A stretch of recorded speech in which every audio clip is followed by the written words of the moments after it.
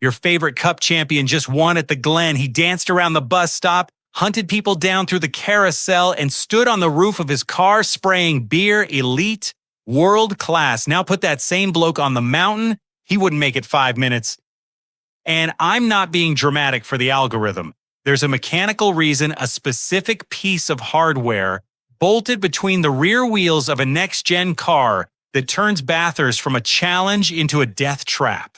It's the reason a 3-time champion who's never seen this place could put it in the fence before he even reaches the top. 6 kilometers, 23 corners, 174 meters of vertical drop between the highest and lowest point, concrete on both sides, no runoff, no safer barrier catching you soft.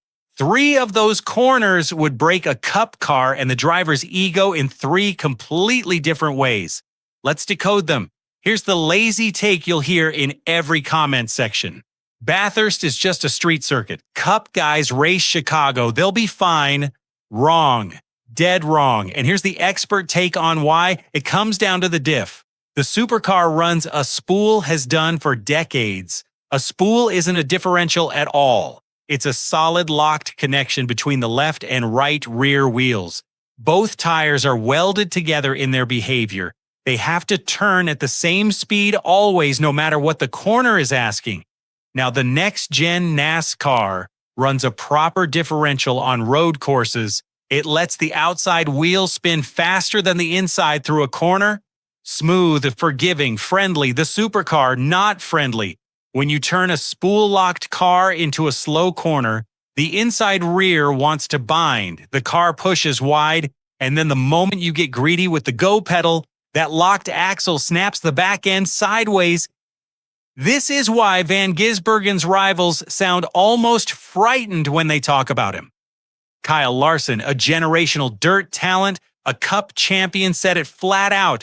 He's way, way, way better than us at the road course stuff. Kyle Busch reckoned if he tried to learn SVG's footwork, it'd take me until I retire. The footwork is the other half of this, heel and toe, right foot rolling across the brake and blipping the throttle, while the left foot works the clutch. It's how you keep a locked rear axle settled under braking on a downshift. It's second nature to a supercars bloke. To most Cup drivers whose brains are wired for left foot braking and an auto-blipping paddle world, it's a foreign language. So the Cup champ arrives at Bathurst speaking one language. The mountain only understands the other. Now watch what happens at the 3 corners where that translation gap gets you killed. Turn 1 hell corner. On paper, it's a nothing corner. A tight 90-degree left at the bottom of the hill. Slowest part of the lap. Your Cup driver looks at it and thinks, easy money. But look at what's waiting on the exit. Mountain straight, a kilometer-plus climb where the cars hit 290. Everything about your lap, your whole day, is decided by how well you get out a hell corner. Mess the exit and you're bleeding speed the entire way up the hill while the field walks away from you. Here's the trap. This is the slowest corner on the circuit, which means it's exactly where a spool bites hardest. Slow corner, tight radius, maximum difference in how far the 2 rear wheels want to travel. A locked axle hates this. The Cup driver, muscle memory trained on a forgiving diff, plants the throttle expecting drive. Instead, the inside rear lets go and the car spits sideways toward that concrete wall on the right. And Hell Corner was literally named for death. There was a tree stump on the apex, and the story goes any rider who hit it was doomed. That's the welcome mat. The first corner is a psychological ambush. It looks like the easiest turn on the track, and it's actually the one that sets the trap for the entire lap. But surviving Hell Corner just earns you a ticket to the top. And what's waiting up there doesn't care about your throttle control at all. It cares about gravity. You've climbed to the roof of the circuit, 862 meters above sea level, and now the road just disappears. This is Brock's skyline. It's named for the visual effect from below. The corner looks like it's cut against the open sky because the drop is so sharp you can't see the road beyond the crest. You turn in on faith. You commit the car to a right-hander while the surface is falling away beneath you. For a driver, falling off a cliff isn't a metaphor here. As the car goes over that lip, The load comes off the tires, grip drops right at the instant you're asking the car to change direction, and then it feeds you straight into the S's and the worst of them all, the dipper. They compare the dipper to the corkscrew at Laguna Seca, and that's fair, but the dipper is meaner. Cars still get two wheels in the air here. You're braking, turning, and dropping down a 1 in 6 gradient with concrete inches off your door. This is the section that nearly ended Chaz Mostert's career. He clipped the inside wall on the rundown, pinballed across, and it cost him a season with leg and wrist injuries. That's what the margin looks like up here. Now, the physics problem for a Cup car, the next gen is a big, heavy, wide machine designed for banked ovals and flat road courses. It was never engineered to be unloaded mid-corner and then reloaded on a plunging camber change. The suspension geometry, the aero, the weight, all of it wants stability, and the Mountain gives you the opposite. It takes the grip away exactly when you're most committed. A supercars driver has spent a career learning to trust the car when the road drops. A Cup champion's every instinct will scream at him to lift, and lifting mid-dipper is how you end up in the fence. Survive the drop, though, and there's one last corner. And this one decides whether the next 2 kilometers make you a hero or a punchline.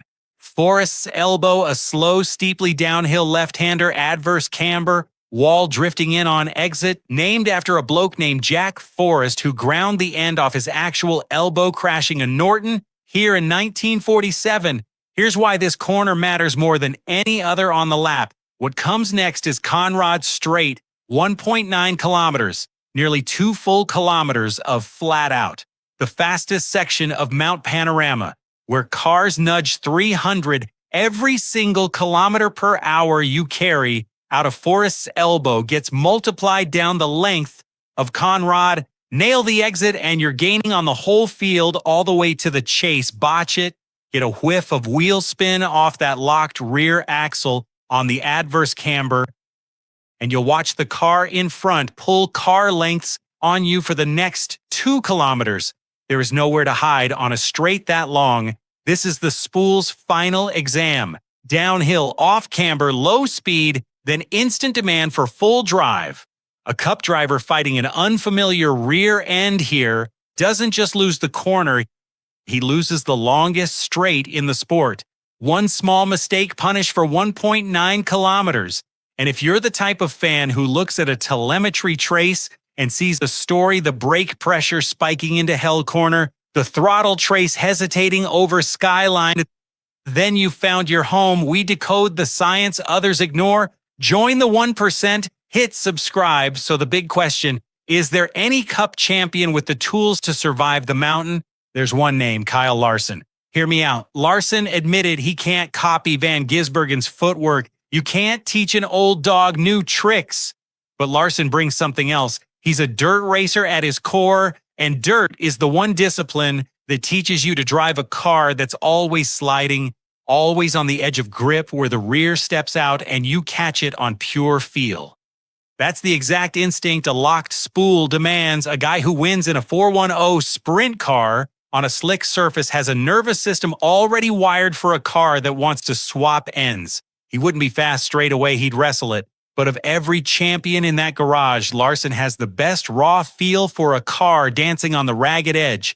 If anyone survives the Mountain, it's the dirt tracker, not the road course specialist. So here's my question for you.